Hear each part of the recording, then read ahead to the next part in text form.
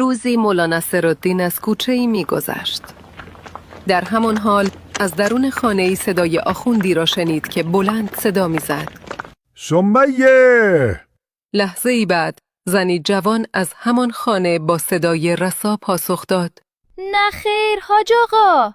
این ماجرا چند بار پشت سر هم تکرار شد. سمیه! نه خیر حاج آقا. مولا که کنجکاو شده بود کمی کنار ایستاد تا ببیند ماجرا چیست. پس از مدتی همان زن جوان از خانه بیرون آمد. مولا جلو رفت و گفت: ای دختر، چرا هر بار که آخوند صدایت می کند به جای بله جواب نه خیر می دهی؟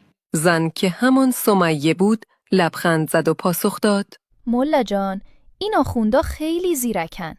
میترسم نیتش خیر نباشد و صیغه‌ای بخونه. اون وقت اگه من یه بار بگم بله، بهانه پیدا میکنه که بگه خودت قبول کردی، حالا محرم منی. برای همین همیشه اول میگم نه خیر، بعد سراغ کارش میرم.